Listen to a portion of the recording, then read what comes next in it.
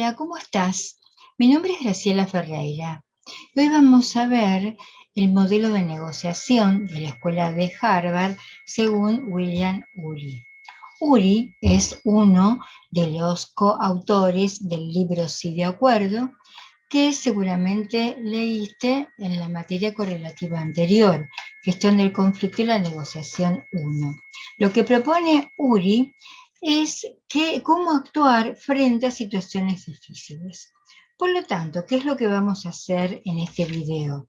Vamos a empezar a ver la negociación según la Escuela de Harvard, pero dentro de ese método de negociación, los obstáculos, ¿cuáles son todos los obstáculos que pueden aparecer y que no permiten que una negociación sea cooperativa? En ello es muy importante la preparación previa que se realice de la negociación y una estrategia a la que Guri denomina la estrategia de penetración y que tiene 5 pasos. Hoy vamos a ver el primero de esos 5 pasos y en un video posterior veremos el resto. Vamos a empezar diciendo cuáles son los obstáculos para la cooperación en una negociación. El primer obstáculo, la propia reacción.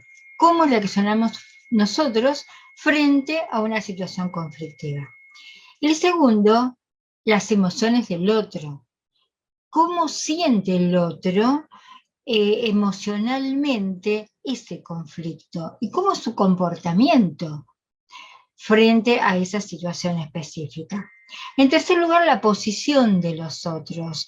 Esto de endurecer y no querer ceder, no querer avanzar en un acuerdo con el otro porque, bueno, están muy atrincherados en aquello que pretenden.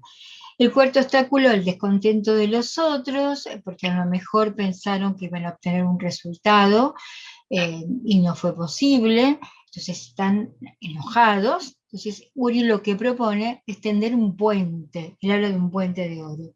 Y el quinto obstáculo es el poder de los otros. ¿Qué podemos hacer con ese poder? Bueno, ese poder lo tenemos que utilizar para educar.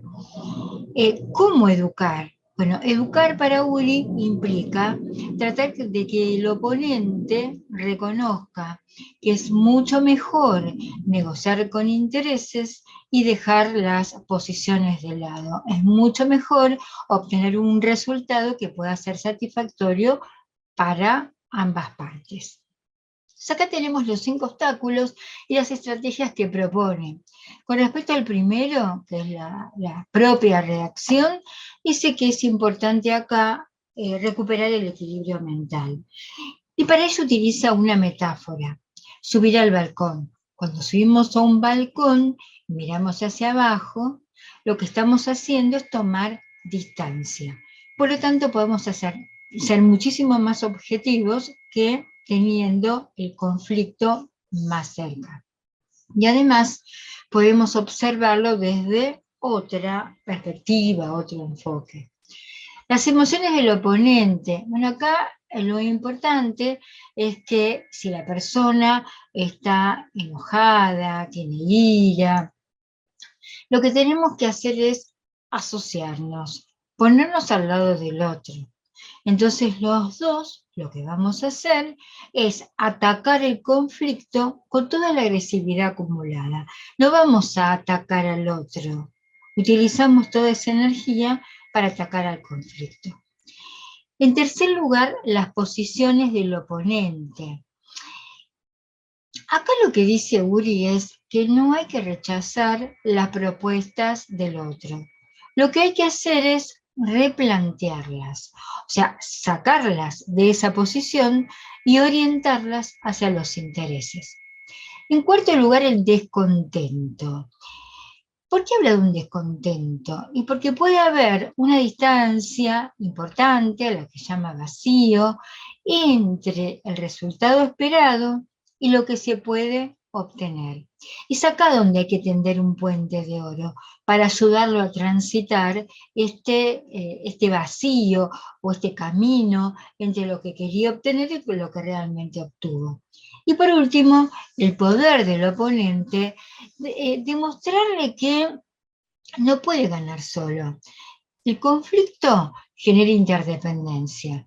Si genera interdependencia, es necesario solucionarlo entre los dos para poder tener un resultado satisfactorio para los dos. En cambio, si lo soluciona uno solo, el otro va a quedar insatisfecho y además el concepto mismo de interdependencia hace que sea muy difícil la solución en forma autónoma. Entonces, ¿qué propone Uri? Propone primero la preparación dice que es muy importante, y después desarrolla la estrategia de las 5 etapas o pasos. Vamos a ver qué es lo que dice con la preparación. Dice que es importante reconocer los intereses propios. Para eso tenemos que indagar nosotros mismos, reconocer qué es lo que realmente nos interesa. ¿Y qué es un interés? Un interés es todo aquello que queremos obtener. Puede ser una necesidad, puede ser una aspiración, pero también todo aquello que no queremos que suceda. Tenemos que hacer introspección para poder reconocer cuáles son nuestros intereses y además jerarquizarlos, cuál es el más importante y cómo siguen en jerarquía. Pero también debemos reconocer los intereses del otro, porque es necesario satisfacerlos. Entonces no tenemos que quedar con la posición, tenemos que tratar de atravesarla para poder conocer cuáles son los intereses, que esa barrera que conforma la posición pueda ser derribada y poder acceder a esos intereses que están ocultos. Las opciones. Las opciones son todas las ideas que vamos depositando sobre la mesa de negociación y que son discutibles o son objetos de discusión. Por lo tanto, una opción no genera ningún compromiso. Yo puedo plantear todo lo que se me ocurre. Incluso puedo plantear ideas que a lo mejor no están tan focalizadas en el conflicto. De todas formas es importante, porque esa idea puede llegar a actuar como un disparador de ideas en el oponente. Acá lo importante es evitar de la autocensura. A veces creemos que esa idea es, no sé, infantil, que puede ser objeto de la burla del otro, que puede ser incompleta o parcial, no importa. Tenemos que proponer todo, porque todo puede llegar a decantar en otra idea más atinada o más focalizada hacia el conflicto. También tenemos que pensar en las normas. ¿Qué normas vamos a utilizar en esa negociación? ¿Qué vamos a hacer cuando la negociación se empantana? No, en eso tenemos que pensar. ¿Y qué tipo de norma debemos usar? Normas objetivas. O sea, normas que no buscan ni favorecer ni perjudicar a ninguna de las partes. Tienen que ser equilibradas, tienen que ser equitativas y tienen que ser independientes para que sean confiables. Las alternativas. Las alternativas son todas las posibilidades, todos los caminos que tenemos para llegar a satisfacer los intereses. Dentro de esas alternativas también tenemos el MAN. MAN es la mejor alternativa al acuerdo negociado y está fuera de la negociación. ¿Cuándo usamos el MAN? Cuando la negociación ya no puede continuar, porque no satisface nuestros intereses, porque ya no podemos seguir cediendo, porque lo que podemos obtener no es suficiente. Entonces ahí sí, nos levantamos de la mesa de negociación, utilizamos nuestro MAN, que es una alternativa mejor a la que podemos obtener durante la negociación. También acá debemos tener en cuenta el MAN del otro, porque a lo mejor nosotros presionamos para obtener un determinado resultado y es el otro el que se levanta, el que rompe la negociación, porque su alternativa por fuera de la negociación es superior a la que le podemos ofrecer nosotros. Y por último, las propuestas. Las propuestas, a diferencia de las opciones, sí generan compromiso. Cuando yo acepto una propuesta, me estoy comprometiendo realmente. Y podemos hablar de 3 tipos de propuestas diferentes. La propuesta de apertura, que es lo máximo que puedo obtener. Y generalmente se presenta al inicio de la negociación. Yo presento aquello que me permita satisfacer todos mis intereses. A medida que la negociación va avanzando y yo veo que no es posible satisfacer todos los intereses, lo que hago es presentar la propuesta de retroceso. Este tipo de propuesta lo que hace es presentar una alternativa menos ambiciosa que la primera, pero de todas formas a mí me conforma, a mí me satisface algunas de esas necesidades fundamentales. Y por último tenemos las propuestas de retención. Bueno, acá es cuando directamente decido interrumpir la negociación porque ya no es posible satisfacer aquello que yo necesito. Entonces, lo que me conviene es levantarme de la mesa de negociación y directamente hacer uso de mi mano. Con respecto a la estrategia, a la que Uri llama estrategia de penetración, dijimos recién que tiene 5 pasos o etapas. La primera, que es la que vamos a ver hoy en este video, tiene un nombre metafórico: subir al balcón. Recién decíamos que subir al balcón está representando la idea de alejarme de la situación.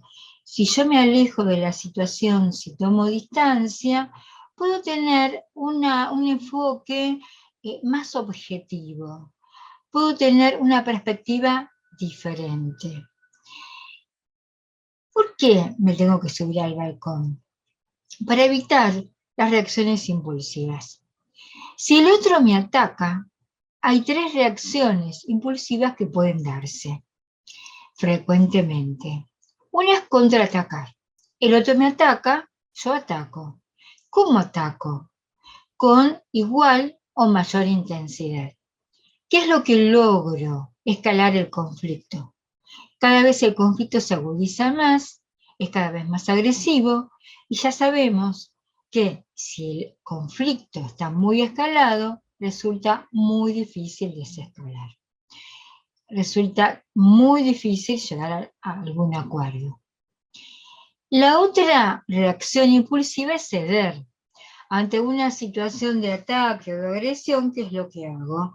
Y bueno, yo intento no seguir en esa situación que me genera mucha incomodidad y termino cediendo. Hago concesiones que en un principio no estaba dispuesta a hacer, pero lo que quiero es terminar con esa situación incómoda. Por supuesto que también me perjudica. Y por último, romper relaciones. Cuando yo veo que hay mucha agresividad, directamente me levanto y me voy. Si realmente el tema que se estaba negociando es importante, me quedo con el problema. No tengo posibilidad de solucionarlo en el momento que rompo la relación. Entonces, cualquiera de las 3 reacciones impulsivas son negativas. Si yo subo al balcón, tengo más probabilidades de no terminar en este tipo de reacciones. ¿Cuándo me subo al balcón? Siempre.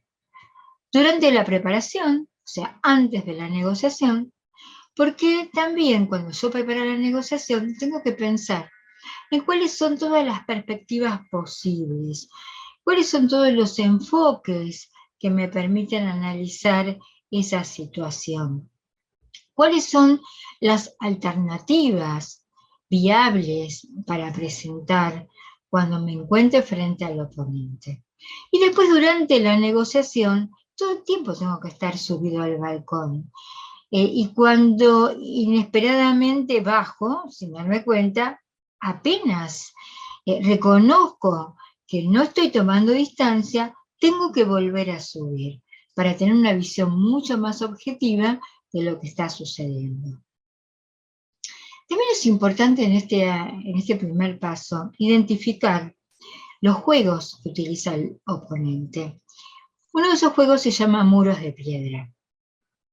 El muro de piedra es también una metáfora que se refiere a la situación inflexible del oponente. Entonces yo negocio como si lo estuviera haciendo con un muro, con una pared, y el otro permanece inmutable, no se mueve de su posición. Es imposible llegar a descubrir sus intereses. La segunda táctica que pueden utilizar son los ataques. Los ataques son gritos, golpes sobre la mesa, descalificaciones. Entonces, por supuesto que eso va a producir una sensación muy cómoda en el otro negociador. Y otro juego que puede utilizar son los trucos. El truco puede ser, por ejemplo, manipular estadísticas, falsear información, presentar información ambigua, confusa, o cuando estamos a punto de firmar un acuerdo, aparece una demanda de último momento y si no la aceptamos, se cae todo lo que habíamos acordado hasta ese momento. Es una decisión difícil, porque si yo no la acepto, si no acepto esa demanda, cae todo lo que estuvimos hablando. Pero por el otro lado, si yo la acepto y realmente no quiero hacerlo, después voy a tener un problema en cuanto al cumplimiento del acuerdo. Por eso se usa como truco. Y también, cuando estamos firmando, el oponente me dice, no, pero yo no tengo autoridad para firmar. Esto lo tiene que ver mi superior y está supeditado a su aprobación. Es como si no hubiéramos hecho nada, porque no sabemos quién es el superior, no sabemos qué opina, nunca negociamos con él. Entonces también es otro truco que pueden llegar a utilizar. Algo importante, reconocer cuando nos sentimos muy incómodos, sobre todo cuando existen ciertas manifestaciones físicas. Por ejemplo, un dolor de cabeza intenso durante la negociación, náuseas, urticarias o problemas en la piel, o por ejemplo sentimos mareos. Todo este tipo de manifestaciones físicas pueden ser una alerta importante de que estamos siendo muy vulnerables frente al otro negociador. En este caso, no nos conviene seguir negociando porque es probable que ante esas manifestaciones físicas debilitemos nuestro rol de negociador y terminamos cediendo mucho más de lo que debiéramos. Entonces es importante acá pedir un cuarto intermedio, que puede ser, no sé, 15 minutos, media hora. Si lo sentimos muy mal, puede ser un día, o sea, continuar al día siguiente, pero también tenemos la opción de no seguir negociando. O sea, que la negociación la realice otra persona que va a ser mucho más objetivo que nosotros, que nos sentimos tan vulnerables frente al otro. Y también es importante tomar tiempo para pensar. Esto de no dar respuestas inmediatas, sobre todo frente a la presión o a la insistencia del otro.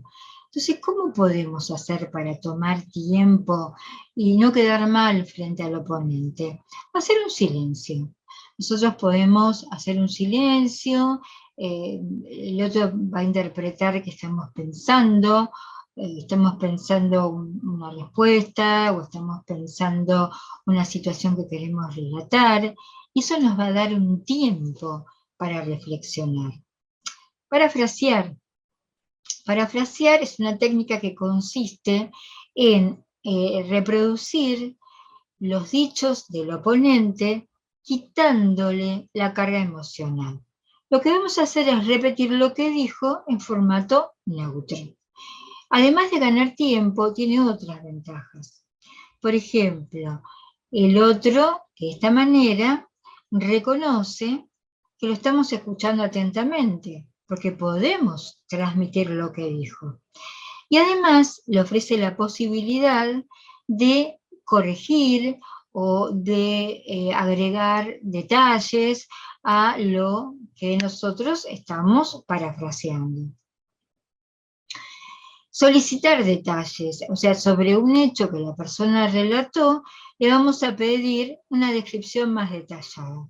También nos da tiempo para pensar. Tomar notas, evidentemente, si en la negociación solo escuchamos, vamos a demorar menos tiempo que si además tomamos nota. Tomar nota también nos favorece en cuanto a esto de necesitar más tiempo para poder pensar. Tomar nota nos está dando ese tiempo que necesitamos. Usar la técnica del play and si la traducción literal al español es hacerse el tonto. Es exactamente eso en que consiste la técnica. Nos hacemos el tonto. Nos mostramos inocentes, ingenuos, y hacemos preguntas simples, de que no estamos entendiendo. Entonces, si el otro, el oponente, en realidad nos ve tan desvalidos, tan tontos, que intenta explicarnos aquellos que no entendemos, y en esa explicación es probable que nos dé una información importante que hasta ese momento no quiso brindar.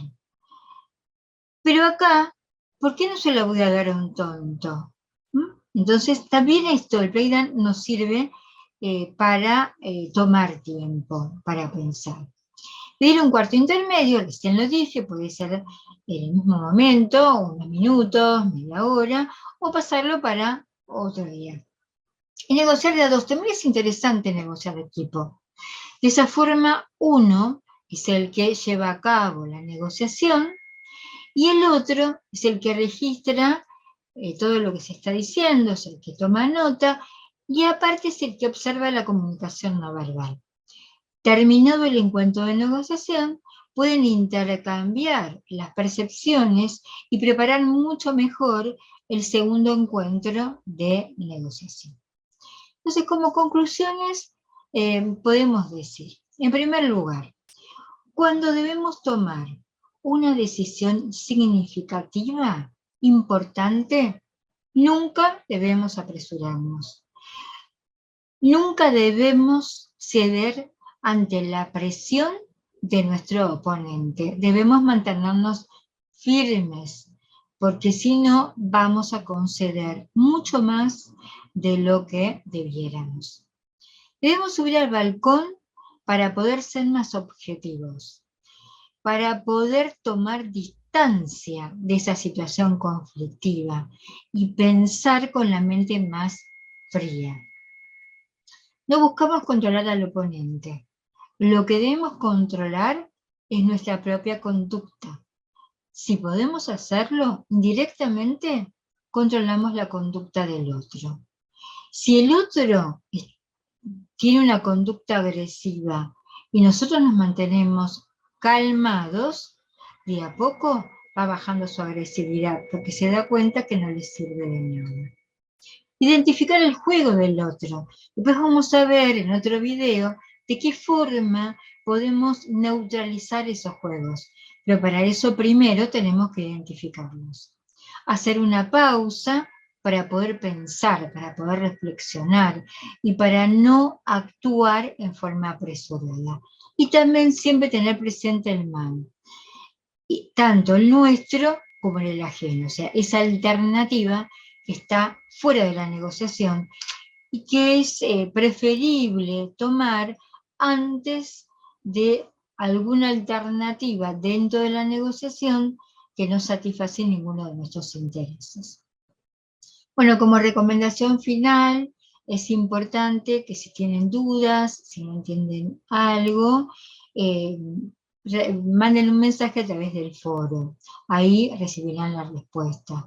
También les sugiero muy fervorosamente que participen de las clases sincrónicas, porque ahí se ve un material de apoyo a estos videos que ustedes están viendo, pero aparte se hacen ejercicios, prácticas, se ven muchos más ejemplos, o sea, queda mucho más claro el tema. Y por último, participen de los foros de debate. Es común que se presente un tema para debatir, donde es interesante que todos participen, porque la participación de uno de ustedes hace que eso actúe como un disparador en la mente del otro, y son realmente debates muy, muy ricos, donde todos aprendemos. Así que bueno, me despido y los espero en un próximo video. Muchas gracias.